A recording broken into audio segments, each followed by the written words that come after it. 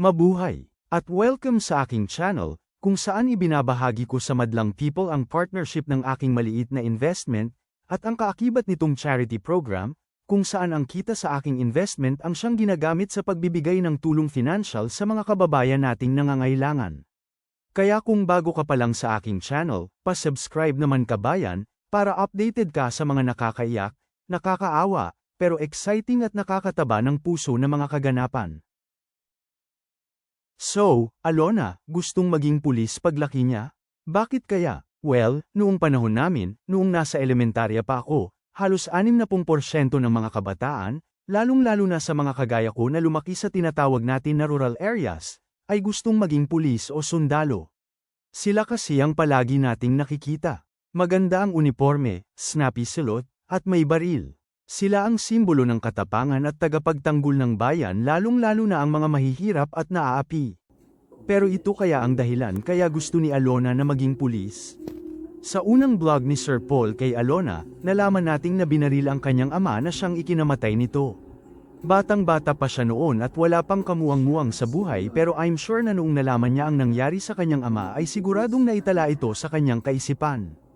Ayon sa psychology, ito ay maaaring magdulot ng positive o negative na effect sa isip ng bata kagaya ng paghihiganti, na huwag naman sana, o doon nabuo yung pangarap niya na maging pulis para maging tagapagtanggol siya ng mga naaapi at di maulit ang nangyari sa kanyang ama.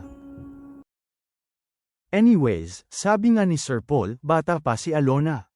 Grade 6 pa lang siya, at sa edad na 12 years old, ay pwede pang magbago itong ambisyon niya na maging pulis. I still recall noong 10 years old pa ako ay gusto ko ding maging sundalo, pero noong nasa high school ako, napansin ko na maliit ako, payat, mahina ang katawan, at higit sa lahat ay hindi ako matapang, kaya kusa akong nag-decide na hindi ako bagay na maging sundalo, kaya pinalitan ko ng electrical engineer. Pero di rin ito natuloy dahil di kaya ng aking mga magulang dahil nga sa kahirapan, so I ended up graduating in a government university, kung saan mura ang tuition fee.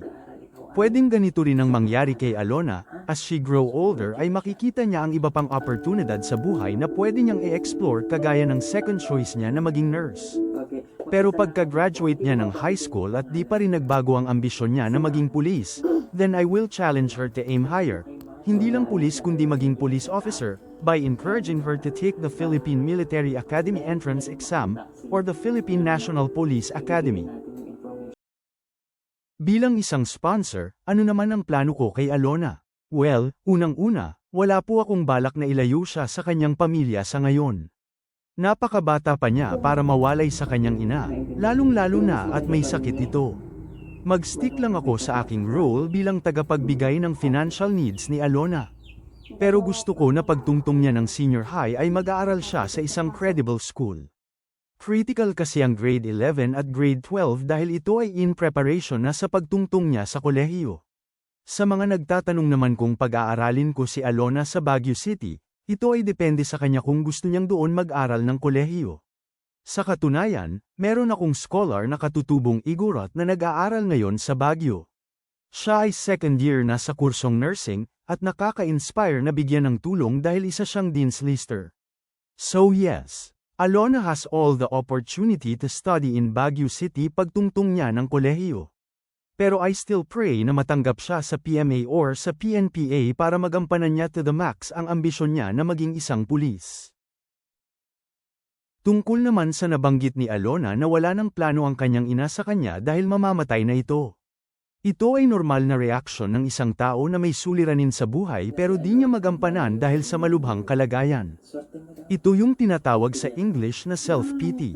Kung nabanggit man ito ng kanyang ina sa kanya, ito ay hindi galing sa puso kundi dahil sa frustrations in life kung saan masakit sa kanyang kalooban na di niya magampanan ang kanyang tungkulin bilang isang magulang.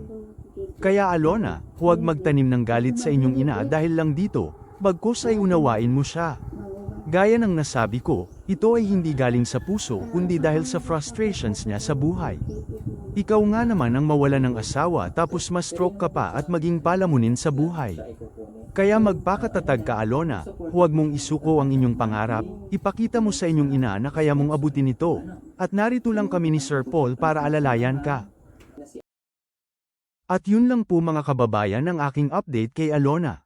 Pasensya na po kayo kung hindi siya regular na nabibisita ni Sir Paul dahil napakalayo po ang kanilang lugar sa Davao, kung saan nakabase ang PB team. Doon naman sa mga nagtatanong kung sino si Igorot Investor, abangan nyo na lang ang susunod kong video para minsanan lang ang pag-introduce ko sa aking sarili sa lahat ng PB team subscribers, viewers, and supporters. Again, maraming salamat at mabuhay ang Pilipinas. Adios!